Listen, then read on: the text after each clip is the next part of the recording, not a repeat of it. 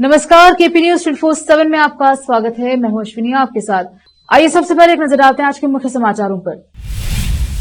बीदर के केंद्रीय bus stand पर स्थित नाम बदलने की मांग को लेकर कर्नाटक युवा रक्षणा वेदिके ने डिविजनल कंट्रोलिंग ऑफिसर को दिया मेमोरेंडम। महाराष्ट्र के पालघर में बुजुर्ग महिला पर गिरा पेड़ 2 दिन तक फंसी रही। दुर्गंध आने पर पता चला तो निकाला गया शव। नीट मामले में केंद्र सरकार का बड़ा एक्शन, बनाई हाई लेवल कमेटी, 2 महीने में सौंपेगी। अयोध्या में राम मंदिर प्राण प्रतिष्ठा के मुख्य पुजारी आचार्य लक्ष्मीकांत दीक्षित का निधन। महाराष्ट्र के सोलापुर से आकर वाराणसी में बसे थे पूर्वज।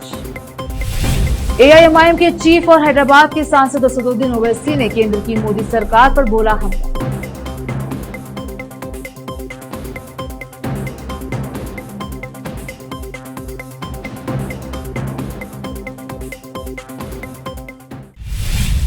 अब समाचार विस्तार से। कर्नाटक में 2 वर्ष पहले तक सड़क परिवहन का नाम ईशान्य कर्नाटक रस्ते सारिगे संस्थान था। 2 वर्ष पहले इसका नाम बदलकर कल्याण कर्नाटक रस्ते सारिगे किया गया, परंतु बीदर के केंद्रीय बस स्टैंड के मेन गेट पर स्थित बोर्ड पर अभी तक पुराना नाम ईशान्य कर्नाटक रस्ते सारिगे संस्था ही लिखा हुआ है। इस संबंध में कर्नाटक युवा रक्षणा वेदिके की ओर से इसका विरोध किया गया और इस संबंध में केंद्रीय बस स्टैंड के डिविजनल कंट्रोलिंग ऑफिसर को एक मेमोरेंडम दिया गया और इस बोर्ड के नाम को फौरन बदलने की मांग की गई। केपी न्यूज के कैमरामैन पुपुराज का कवरेज। पिछले 2 साल पहले कल्याण कर्नाटक बोल के जारी हुआ था, तो हमारे बीदर जिले में बीदर बस स्टैंड का नाम अभी भी ईशान्य कर्नाटक का बोल के है। हम 2 बार नोटिस दिए, मनवी पत्र दिए, लेकिन वो अधिकारियों को निर्लक्ष्य से क्या है, अभी तक वो नाम का चेंज नहीं किए। आज भी हम मेमोरेंडम दिए, 8 दिन का टाइम दिए, 8 दिन में करता बोल के बोल रहे।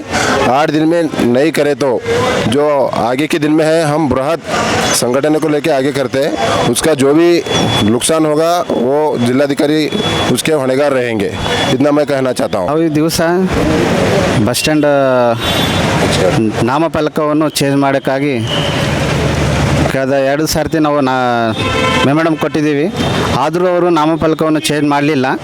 ಈ ದಿವಸ ಜಿಲ್ಲಾಧಿಕಾರಿಯನ್ನು ಭೇಟಿಯಾಗಿ ಅವ್ರನ್ನ ನಾವು ಮೆಮೊರೆಂಡಮ್ ಕೊಟ್ಟಿದ್ದೀವಿ। ಅವರು 8 ದಿನ ಗಡುವು ಕೇಳಿದ್ದಾರೆ। 8 ದಿವಸದಲ್ಲಿ ಮಾಡಲು ಹೋದರೆ ನಾವು ಉಗ್ರವಾದ ಹೋರಾಟವನ್ನು ಮಾಡ್ತೀವಿ ಅಂತ ಹೇಳಿದ್ದೀವಿ ಅವರಿಗೆ। ಅಗರ ಅಲ್ಲಿ ಏನೇ ಅನುಭವಿಸಿದ್ರು ಅವರೇ ಹೊಣೆಗಾರ ಆಗ್ತಾರಂತ ನಾವು ನಿಮ್ಮಲ್ಲಿ ವಿನಂತಿ ಕೇಳ್ತೇವೆ। ಜಿಲ್ಲೆಯ ಕಲ್ಯಾಣ ಕರ್ನಾಟಕ ರಸ್ತೆ ಸಾರಿಗೆ ಅಧಿಕಾರಿಗಳಿಗೆ ಕರ್ನಾಟಕ ಯುವ ರಕ್ಷಣಾ ವೇದಿಕೆ ವತಿಯಿಂದ ಮನವಿ ಮಾಡಿಕೊಳ್ಳಲಾಯಿತು। ಏನಪ್ಪ ಅಂತಂದರೆ 2 ವರ್ಷಗಳ ಹಿಂದೆ ಬಿಜೆಪಿ ಸರ್ಕಾರ ಇದ್ದಾಗ ಕಲ್ಯಾಣ ಕರ್ನಾಟಕ ಎಂದು ನಮ್ಮ ಯಾವುದೇ ರೀತಿಯ ನಾಮಫಲಕಗಳು ಚೇಂಜ್ ಮಾಡೋಂಥ ಆದೇಶ ಹೊರಡಿಸಿದರೂ ಕೂಡ ಈ ಬೀದರ್ ಜಿಲ್ಲೆಯ ಅಧಿಕಾರಿಗಳ ನಿರ್ಲಕ್ಷ್ಯದಿಂದ ಏನಪ್ಪ ಅಂತಂದ್ರೆ ಅವು ನಾಮಫಲಕಗಳು ಹಾಗೆ ಓದ್ಕೊಂಡು ಬಿಟ್ಟವ। ಈ ಕೆಲವು ದಿನಗಳ ಹಿಂದೆ ನಾವು ಕರ್ನಾಟಕ ಯುವ ರಕ್ಷಣಾ ವೇದಿಕೆ ವತಿಯಿಂದ ಏನಪ್ಪ ಅಂದ್ರೆ ನಾಮಫಲಕ ಚೇಂಜ್ ಮಾಡಿ ಅಂಥೇಳಿ ಮನವಿ ಮಾಡಿದರೂ ಕೂಡ ಅಧಿಕಾರಿಗಳು ಅದ್ರ ಬಗ್ಗೆ ಯಾವುದೇ ರೀತಿಯ ಕ್ರಮ ಕೈಗೊಂಡಿಲ್ಲ। ಇವತ್ತಿನ ದಿನ ನಮ್ಮೆಲ್ಲ ಸಂಘಟನೆ ಪದಾಧಿಕಾರಿಗಳು ಜಿಲ್ಲಾಧ್ಯಕ್ಷರು ಸೇರಿಕೊಂಡು ಏನಪ್ಪ ಅಂತಂದ್ರೆ ವಿಶೇಷವಾದ ರೀತಿಯಲ್ಲಿ ಇವತ್ತು ಅವ್ರಿಗೆ ಮನವಿ ಮಾಡುವ ಮೂಲಕ ಏನಪ್ಪ ಅಂದ್ರೆ ಮುಂದಿನ ದಿನಮಾನಗಳಲ್ಲಿ ಈ ನಾಮಫಲಕಗಳು ಚೇಂಜ್ ಆಗಲಿಲ್ಲ ಅಂತಂದರೆ ಮುಂದಿನ ದಿನಮಾನಗಳಲ್ಲಿ ಏನಪ್ಪ ಅಂದ್ರೆ ಉಗ್ರವಾದ ಹೋರಾಟ ಮಾಡಬೇಕಾಗ್ತದೆ ಅಂತ ಹೇಳಿ ಈ ಒಂದು ಮೀಡಿಯಾ ಮೂಲಕ ಹೇಳಕ್ಕೆ ಇಷ್ಟಪಡ್ತೀನಿ ನಾನು। कन्नड़ और संस्कृति मंत्री शिवराज तंगादगी ने शुक्रवार को कहा कि राज्य सरकार राज्य संचालित अकादमियों और प्राधिकरणों के बीच समन्वय सुनिश्चित करने के लिए एक उच्च शक्ति सलाहकार समिति का गठन करेगी। कन्नड़ और संस्कृति विभाग के तत्वाधान में 14 अकादमियों और सीमा विकास प्राधिकरण, कन्नड़ विकास प्राधिकरण, कन्नड़ पुस्तक प्राधिकरण और कुवेंपु भाषा भारती प्राधिकरण जैसे 4 प्राधिकरण कार्य करते हैं। अकादमियों और 4 प्राधिकरणों के नवनियुक्ति अध्यक्षों और सदस्यों से मुलाकात के बाद तंगादगी ने कहा कि राज्य सरकार इस बात पर विचार कर रही है कि समन्वय समिति के प्रमुख के रूप में अकादमी प्राधिकरण के प्रमुख को नियुक्त किया जाए। महाराष्ट्र के पालघर के विरार इलाके में तेज हवाओं के कारण एक पेड़ गिरने से एक 70 वर्षीय बुजुर्ग महिला की मौत हो गई। एक अधिकारी ने बताया कि पेड़ के नीचे 2 दिन तक महिला का शव फंसा रहा। पेड़ के नीचे फंसे होने के कारण किसी का ध्यान उस शव पर नहीं गया। दुर्गंध आने के बाद स्थानीय लोगों ने शिकायत दर्ज कराई, जिसके बाद शव बरामद किया गया। यह घटना 19 जून की है। जिला आपदा प्रबंधन सेल के प्रमुख विवेकानंद कदम ने कहा कि पीड़िता की पहचान मंजुला झा के तौर पर हुई है।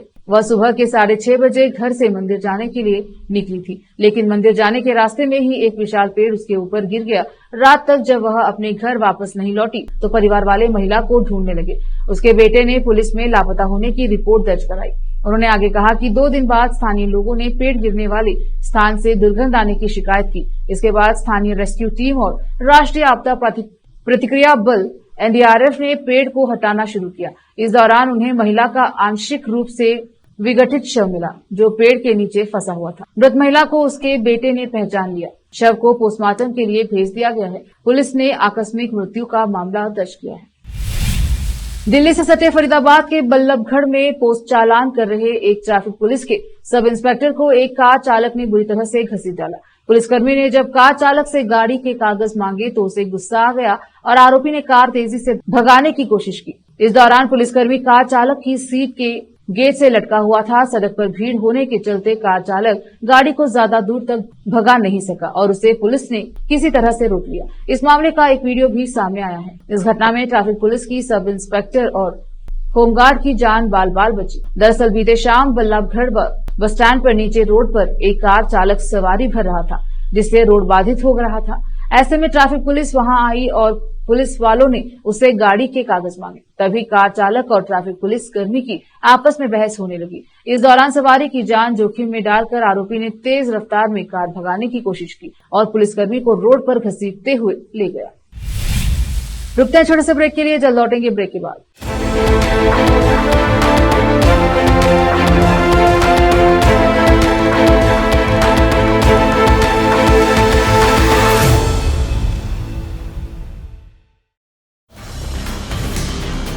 हिंदुस्तान के हर कोने में हम हैं मौजूद।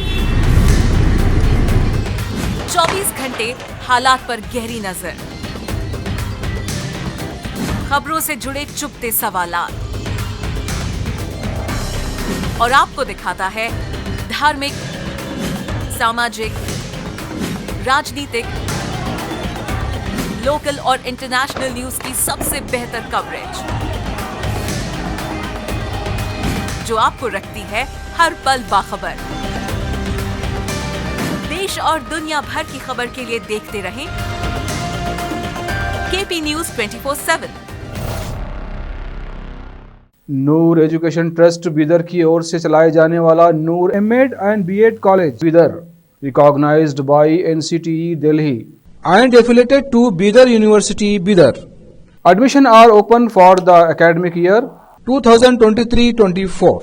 विशेषज्ञ और सक्षम शिक्षकों द्वारा शिक्षा प्राप्त करने के लिए नूर एमएड एंड बीएड कॉलेज में दाखिला लें और शांत वातावरण में शिक्षा प्राप्त करें। बीदर शहर में बेहतर शिक्षा का एकमात्र केंद्र Noor MEd and BEd college, Shahpur gate, Bidar. Phone numbers 9945283920, 8482221297। Hindustan के हर कोने में हम हैं मौजूद। 24 घंटे हालात पर गहरी नजर, खबरों से जुड़े चुपते सवालात और आपको दिखाता है धार्मिक, सामाजिक, राजनीतिक, लोकल और इंटरनेशनल न्यूज की सबसे बेहतर कवरेज, जो आपको रखती है हर पल बाखबर। देश और दुनिया भर की खबर के लिए देखते रहें KP news 24/7।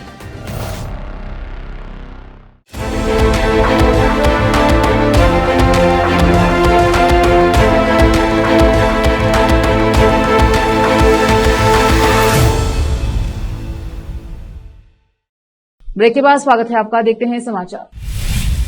NEET paper leak के आरोपों के बीच शिक्षा मंत्रालय ने परीक्षाओं को ट्रांसपेरेंट और निष्पक्ष बनाने के लिए विशेषज्ञों की एक हाई लेवल कमेटी बनाई। यह कमेटी परीक्षा की प्रक्रियाओं में सुधार, डेटा सुरक्षा प्रोटोकॉल में सुधार और एनटीए के स्ट्रक्चर पर काम करेगी। यह समिति 2 महीने के अंदर शिक्षा मंत्रालय को अपनी रिपोर्ट सौंपेगी। इस हाई लेवल कमेटी के चेयरमैन के रूप में इसरो के पूर्व चेयरमैन डॉक्टर के राधाकृष्णन कार्यभार संभालेंगे। इस उच्च स्तरीय समिति के अध्यक्ष और मेंबर्स की लिस्ट में एम्स के जाने माने पूर्व डायरेक्टर रणदीप गुलेरिया भी शामिल हैं। इस समिति में हैदराबाद सेंट्रल यूनिवर्सिटी के कुलपति प्रोफेसर बीजे राव, आईआईटी मद्रास के सिविल इंजीनियरिंग विभाग के प्रोफेसर एमरिट्स राममूर्ति के पीपल स्ट्रांग के सह संस्थापक और कर्मयोगी भारत के बोर्ड सदस्य पंकज बंसल, आईआईटी दिल्ली में छात्र मामले के dean professor Aditya Mittal, QJ शिक्षा मंत्रालय के संयुक्त सचिव गोविंद जायसवाल शामिल हैं।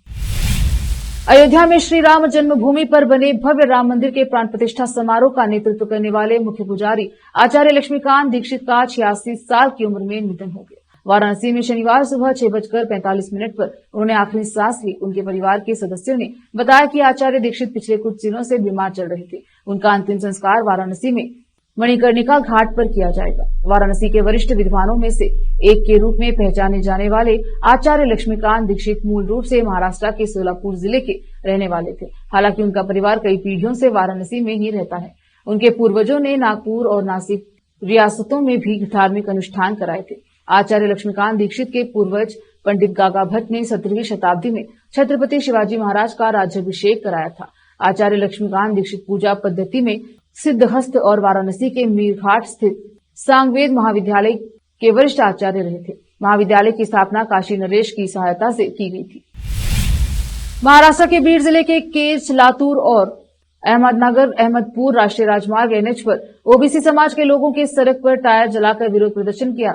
ये लोग ओबीसी कोटे से मराठा आरक्षण देने के खिलाफ प्रदर्शन कर रहे हैं। इसे लेकर AIMIM के चीफ और हैदराबाद के सांसद असदुद्दीन ओवैसी ने केंद्र की मोदी सरकार पर हमला बोला है। हैदराबाद के सांसद ने सोशल मीडिया प्लेटफॉर्म X पर पोस्ट कर लिखा, चुनाव के दौरान मोदी कहते थे कि ओबीसी SC/ST समाज के आरक्षण को मुसलमानों से खतरा है। ओबीसी और मराठा समाज के बीच आरक्षण को लेकर आज तनाव बन चुका है, क्योंकि आरक्षण की सीमा 50% तक सीमित कर दी गई है। भारत के अल्पसंख्यक पिछड़ों, अति पिछड़ों को सूखी रोटी के लिए लड़ाया जा रहा है और मलाई कोई और खा रहा है। आने वाले पार्लिमानी सेशन में 400 पार सरकार को संशोधन लाकर 50% सीमा को खत्म करना चाहिए। विदेश यात्रा करने वाले यात्रियों के लिए सफर अब और भी ज्यादा आरामदायक होने वाला है। केंद्रीय गृह मंत्रालय ने विदेश यात्रा करने वाले यात्रियों के लिए एक विशेष कार्ड जारी करने की योजना की शुरुआत की है। इसे the fast track immigration trusted traveller programme FTI-TTP का नाम दिया गया है। गृह मंत्री अमित शाह ने शुक्रवार को दिल्ली के इंदिरा गांधी इंटरनेशनल एयरपोर्ट पर FTI-TTP का उद्घाटन किया। FTI-TTP भारतीय पासपोर्ट धारकों और OCI कार्ड धारकों के लिए मान्य होगा। इस कार्ड का फायदा ये होगा कि इमिग्रेशन के लिए जा रहे यात्रियों को एयरपोर्ट के बाहरी गेट से लेकर बोर्डिंग तक कहीं सामान्य लाइन में लगने की जरूरत नहीं होगी। वो कार्ड स्कैन करते हुए सीधे एंट्री ले सकेंगे। IGI के टर्मिनल 3 पर इस कार्ड की सुविधा देने वाले काउंटरों का लोकार्पण किया गया है। इस तरह दिल्ली एयरपोर्ट इस सुविधा को देने वाला देश का पहला एयरपोर्ट बन गया है। वक्त एक और छोटे से ब्रेक का, जल्द लौटेंगे ब्रेक के बाद।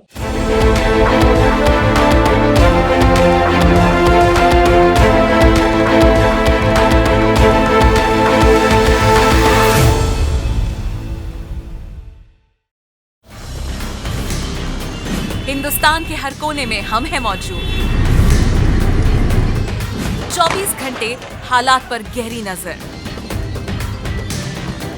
खबरों से जुड़े चुपते सवालात और आपको दिखाता है धार्मिक, सामाजिक, राजनीतिक, लोकल और इंटरनेशनल न्यूज की सबसे बेहतर कवरेज,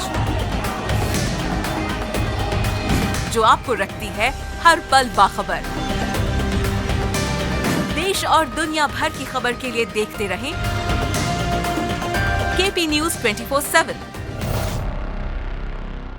नूर एजुकेशन ट्रस्ट बीदर की ओर से चलाए जाने वाला नूर M.Ed and B.Ed college Bidar, recognized by NCTE Delhi and affiliated to Bidar University Bidar. Admission are open for the academic year 2023-24।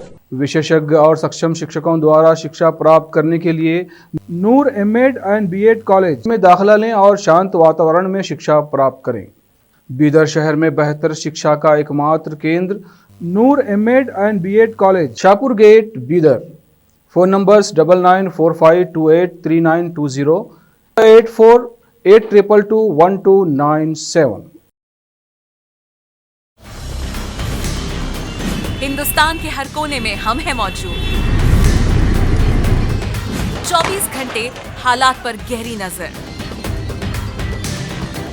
खबरों से जुड़े चुपते सवालात और आपको दिखाता है धार्मिक, सामाजिक, राजनीतिक, लोकल और इंटरनेशनल न्यूज की सबसे बेहतर कवरेज, जो जो आपको रखती है हर पल बाखबर। देश और दुनिया भर की खबर के लिए देखते रहें केपी न्यूज 24/7।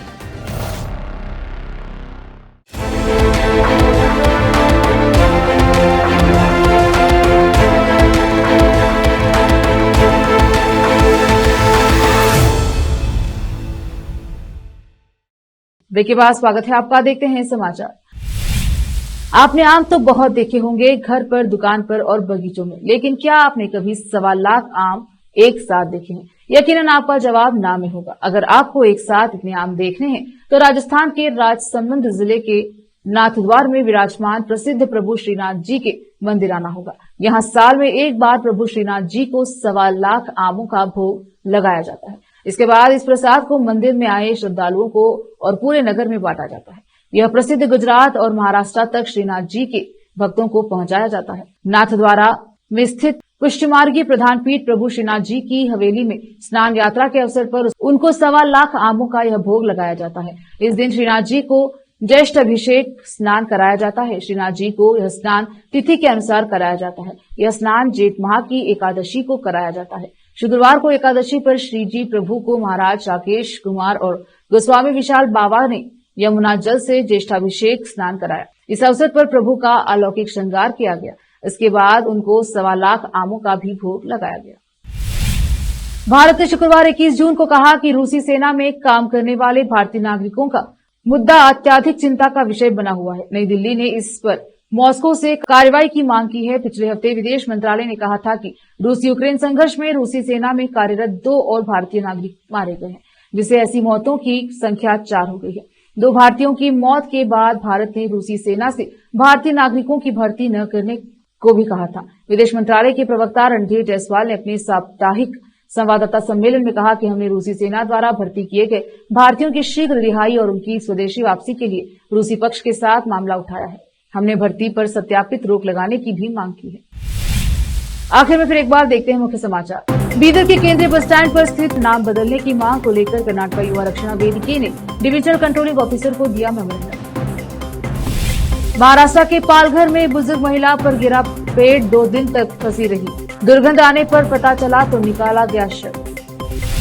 नीट मामले में केंद्र सरकार का बड़ा एक्शन, बनाई हाई लेवल कमेटी, 2 महीने में सौंपेगी। अयोध्या में राम मंदिर प्राण प्रतिष्ठा के मुख्य पुजारी आचार्य लक्ष्मीकांत दीक्षित का निधन। महाराष्ट्र के सोलापुर से आकर वाराणसी में बसे थे पूर्वज। एआईएमआईएम के चीफ और हैदराबाद के सांसद असदुद्दीन ओवैसी ने केंद्र की मोदी सरकार पर बोला हमला।